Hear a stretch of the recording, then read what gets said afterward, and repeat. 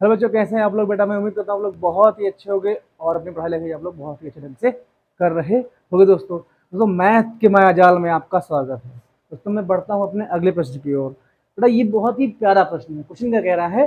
बेटा ये आपका हाइट एंड डिस्टेंस का क्वेश्चन है ना, तो इसमें आपको आपकी इमेजिनेशन पावर अच्छी होनी चाहिए। दोस्तों हम प्रश्न की ओर पहुंचते हैं। हमारा क्या क्वेश्चन क्या कह रहा है? कह रहा है एन ऑब्जर्वर 1.5 मीटर टॉल। क्या कह रहा है कि कोई ऑब्जर्वर मतलब प्रेक्षक है। जैसे कि मान चलो कि बेटा ये आपका देखो, इसमें बेटा फिगर आपके ड्रॉ होंगे।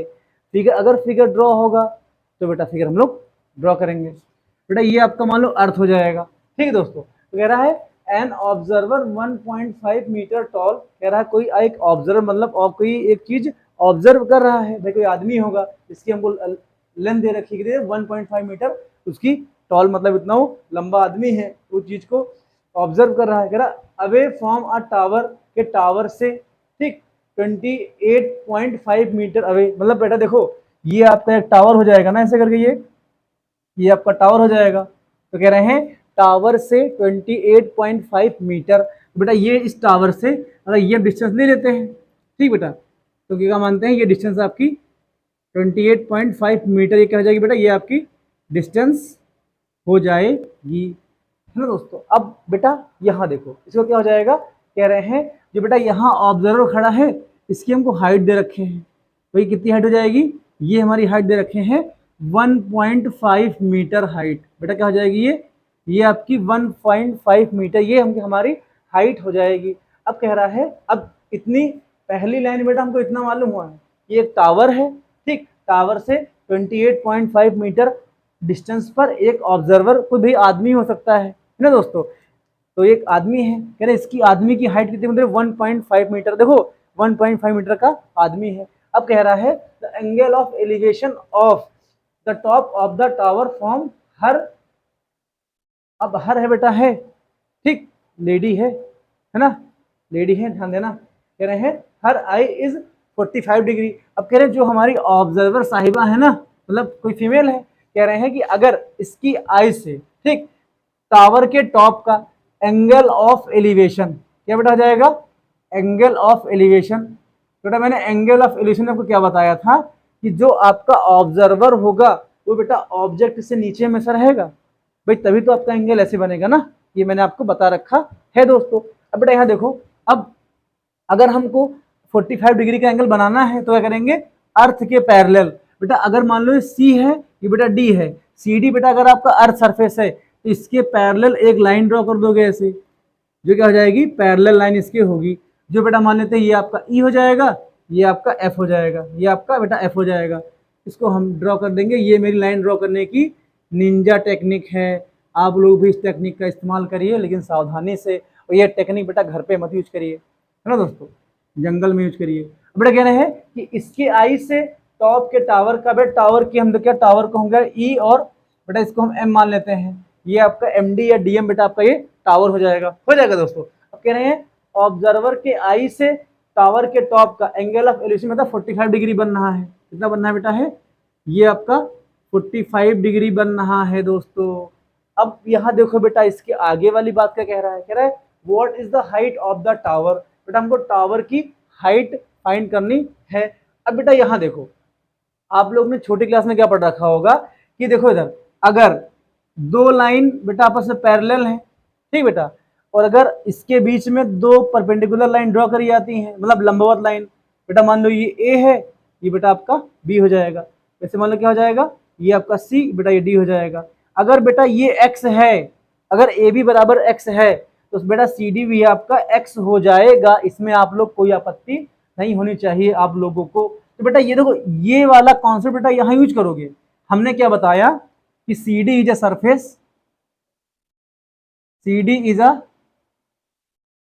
सरफेस ऑफ,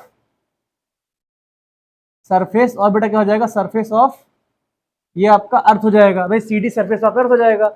अब इसकी अगर पहले लाइन ड्रॉ करोगे लिखेंगे क्या हो जाएगा? Draw line, draw line E F. यहां दो बेटा ई एफ लाइन ड्रॉ करी गई है ना, ये आपकी ई एफ लाइन ड्रॉ करी गई है जो सी डी के पैरेलल है। तो बेटा क्या जाएगा? Draw line E F E F parallel C D.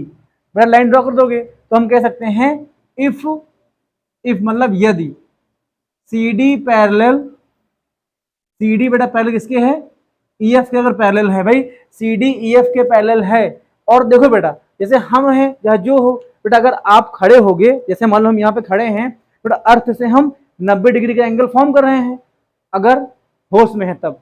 मैं वो वाली बात नहीं कर रहा हूँ, है ना, झूम बराबर झूम वाली। बेटा अगर हम होश में हैं तो बेटा हम अर्थ से 90 डिग्री एंगल फॉर्म करेंगे। तो यहाँ देखो, ये अगर ऑब्जर्वर बेटा है तो ये 90 डिग्री का एंगल फॉर्म करेगा ना, ये आपका एंगल 90 डिग्री हो जाएगा। देखो बेटा अगर कोई टावर है, टावर मतलब बेटा कोई बिल्डिंग अगर मान लो अगर कोई है, तो बेटा वो अर्थ से 90 डिग्री का एंगल फॉर्म करती है ना, तो बेटा ये भी आपका 90 डिग्री एंगल हो जाएगा बेटा। ये कंडीशन बेटा सेम यहाँ मिल रही है। देखेंगे if C D parallel E F and बेटा क्या हो जाएगा, ई सी परपेंडिकुलर, ई सी बेटा किसके हो जाएगा आपका परपेंडिकुलर, सी डी हो जाएगा, आपका सी डी हो जाएगा। बेटा यहाँ लिख लो कि ई सी क्या है, ई सी बेटा आपका क्या हो जाएगा, ई सी आपका क्या हो जाएगा बेटा, ऑब्जर्वर हो जाएगा। क्या हो जाएगा आपका ऑब्जर्वर हो जाएगा। बेटा एम डी क्या हो जाएगा, एम डी बेटा आपका टावर हो जाएगा, एम डी बेटा आपका टावर हो जाएगा। ये चीजें आपको पता होनी चाहिए। बेटा अगर हम यहाँ लिख सकते हैं, क्या लिख सकते हैं, एंगल एम ई एफ, बेटा ये क्या हो जाएगा बेटा, क्या जाएगा एंगल ऑफ एलिवेशन हो जाएगा। क्या जाएगा एंगल ऑफ, ये हमारा क्या जाएगा एंगल ऑफ एलिवेशन बेटा हमारा ये हो जाएगा। बेटा मैं उम्मीद करता हूँ इतने में कोई दिक्कत हम लोगों को नहीं होनी चाहिए भाई। मैंने सिर्फ खाली नेमिंग खाली किया है, मैंने कुछ अपना कोई भी कहते हैं ना छू मंत्र हूँ मंत्र हम लोगों ने नहीं किया है। अब बेटा इसके आगे की हम लोग बात करते हैं। अब देखो बेटा C D parallel E F and E C perpendicular, बेटा सी डी है एंड हम बेटा देखो, अगर बेटा देखो ये अगर पूरी आपकी टावर है भाई, एम डी आपकी टावर है बेटा, जो ई डी हो जाएगा, ई डी होगा बेटा, ई भी टावर का पार्ट होगा, तो बेटा ये भी 90 डिग्री हो जाएगा। तो हम लोग क्या लिखेंगे, एंड क्या हो जाएगा, क्या हो जाएगा बेटा, एफ डी भी परपेंडिकुलर बेटा किसके हो जाएगा, सी डी के हो जाएगा। अगर सी डी हो जाएगा तो हम कह सकते हैं कि ई सी बराबर बेटा, ई सी बराबर किसके हो जाएगा, ई सी बराबर बेटा क्या हो जाएगा, ये बेटा हमारा एफ डी क्या आ जाएगा, कितना हो जाएगा, ये बेटा 1.5 मीटर बेटा हमारा ये हो जाएगा।